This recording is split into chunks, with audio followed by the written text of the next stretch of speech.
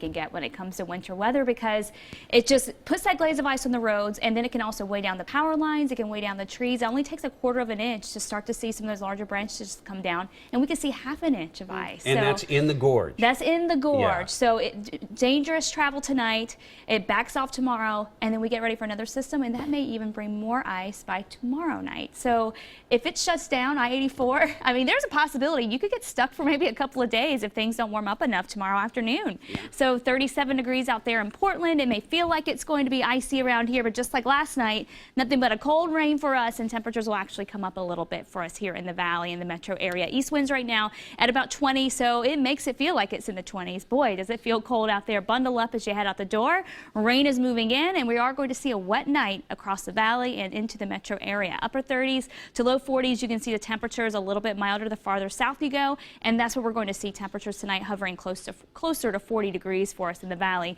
Meanwhile, another story from the Cascades east, and especially through the gorge, where temperatures there are below freezing. So here's the rain right now. It's picking up a little bit as it pushes towards Salem south on I-5 there, and then you can see some of that light rain pushing into the Portland metro area, trying to pick up on some pinks here. The radar trying to pick up on it as some icy conditions, but right now it is all liquid, and that's really all we're going to see for the metro area. Now you head east, and again, this is where we have ice storm warnings in effect.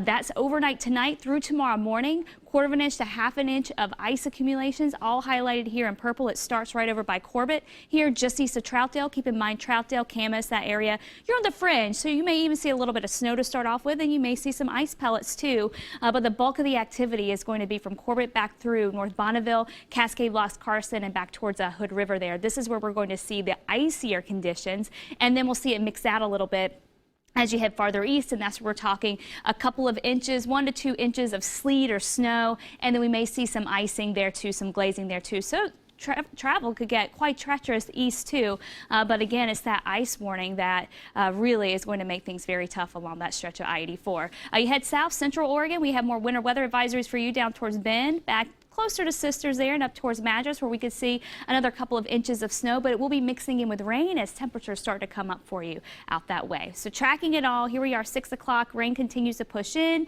and we do start to see over the next couple of hours that to filter into the gorge. It'll likely start off as ice pellets, maybe even mixing in with a few flakes of snow, and then it just changes over to that rain, and that rain is going to freeze, and that's when it gets really dangerous. So that'll be overnight tonight.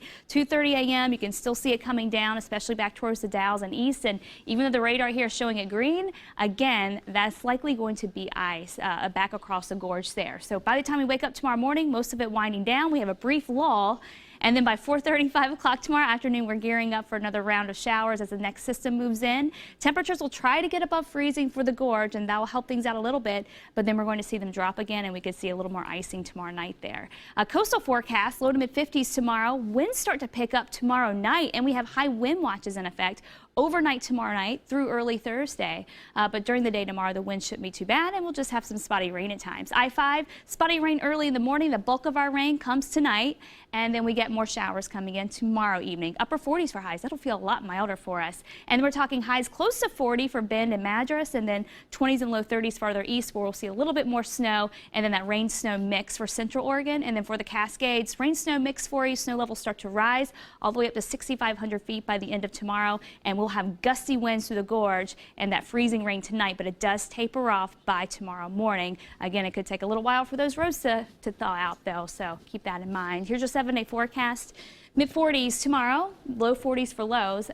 43 is going to feel great, I think, because we haven't even hit that for a high in days. So over the next few days, we really start to warm things up. Low 50s, it stays pretty wet around here, and we may pick up 1/2 an inch or more of rain tonight here in the metro area. So there could be some ponding on the roads here in the morning. But again, liquid here is just too warm for us to get anything else. All eyes on the gorge, though, tonight. Yeah, exactly. That's where the big story is. Don't head out that way if you don't have to, and be prepared that you may be spending the night with some friends if you do. For a couple days, maybe. Yeah. Hopefully good friends. Right. Friends that you like. Yeah. Thanks, Kristen.